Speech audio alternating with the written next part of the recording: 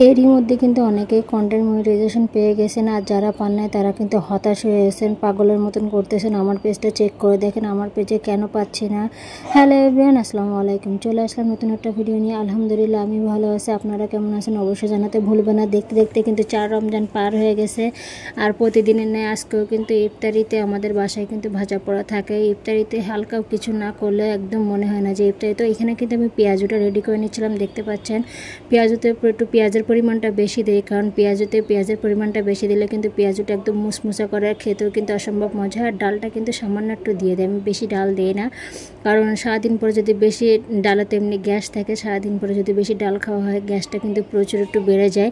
তো এখানে ডালটা কম দেয়, পেঁয়াজের পরিমাণটা বেশি দেয়। যখন দেখি মানে একটু মাখামাখা হচ্ছে না, হালকা একটু বেসন ছিটিয়ে দেয়। তো এখানে আমি বেসনটাও আগে থেকে রেডি করে নিচ্ছিলাম।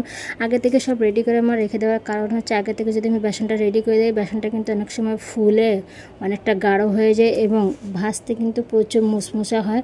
আপনি যখনই ভাজবেন প্রায় 1 ঘন্টার মতন আপনার কিন্তু এটা অনেক মুসমুসা থাকে, যার কারণে কিন্তু আমি বেসনটা আগে থেকে রেডি করে রেখে দেই। প্রায় 1 ঘন্টা পরে কিন্তু আমি ভাজা শুরু করে দেই। তো যাদের হচ্ছে না ভাজা পোড়া মুসমুসে হয় না, পেঁয়াজু চপ বেগুনি, তারা কিন্তু এইভাবে অবশ্যই ট্রাই করতে পারেন, দেখবেন ভালোই মুসমুসে থাকবে অনেকক্ষণ। তো এখানে কিন্তু আমি আস্তে আস্তে এবার মানে রান্নার আগে কিন্তু আমরা ইফতারিটা রেডি করে নিই। তো এখানে কিন্তু পেঁয়াজুটা ভাজতে দিয়েছিলাম, ভাজতে দেওয়ার পরে কিন্তু অন্য সাইডে কিন্তু আলু ভর্তার যে কাজগুলো আছে সেগুলো আমি করে নিচ্ছিলাম। তো আমার ভিডিওগুলো যাতে ভালো লাগে অবশ্যই বারবার বলতেছি লাইক কমেন্ট শেয়ার করবেন, সাথে থাকতে ভুলবেন। আর আপনারা যারা ভিডিওগুলো দেখবেন তাদের কাছে একান্ত অনুরোধ, একটা লাইক একটা কমেন্ট অবশ্যই করে যাবেন।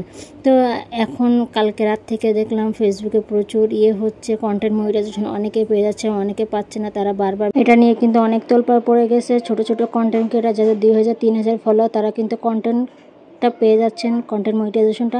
অনেকে যারা পাচ্ছেন না 7-8 হাজার 10,000 15,000 ফলোয়ার, তারা কিন্তু অনেকটা হতাশ হয়ে যাচ্ছেন যে নতুনরা পাইতেছে আমরা কেন পাচ্ছি না। তাদেরকে বলবো আপনারা হতাশ হয়ে না, ইনশাল্লাহ খুব তাড়াতাড়ি পেয়ে যাবেন। যেহেতু ফেসবুক চালু করে দিয়েছে, সবাইকে দেওয়া শুরু করে দিয়েছে, সবাই অবশ্যই পেয়ে যাবেন। তো এত হতাশ হওয়ার কোনো কারণ নেই, আস্তে আস্তে কাজ করতে থাকুন এবং মনোযোগ দিয়ে কাজ করুন, সবাইকে আমার মনে দিয়ে দিবে।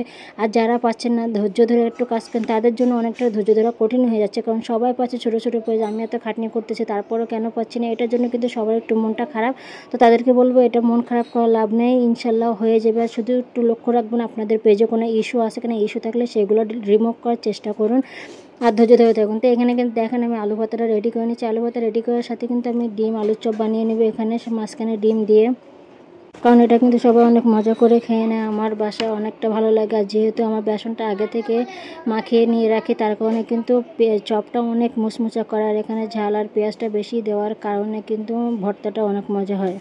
তো সারাদিন রোজা থাকার পর রাত্রে কিন্তু অনেকটা ক্লান্ত লাগে, যার কারণে রাত্রে ভয়েসটা দিতে পারি না। এখন কিন্তু ইফতারি বানাচ্ছি, ইফতারি বানানোর মাঝখানে কিন্তু ইফতারির ভিডিওগুলো শ্যুট করে নেওয়ার পর আমি সাথে সাথে ভয়েসটা দিয়ে দিলাম। যেহেতু আমার প্রতিদিন ভিডিও আপলোড করতে হবে, তাই কিন্তু এই কাজটা প্রতিনিয়ত করতে হবে। তো যারা হতাশ হয়ে আছেন তারা হতাশ হয়ে না, অবশ্যই কাজ করতে এখন ইনশাল্লাহ ফেসবুক দিয়ে দেবে। আর ইফতারিগুলো কিন্তু মাসাল্লাহ অনেক মজা হয়েছে।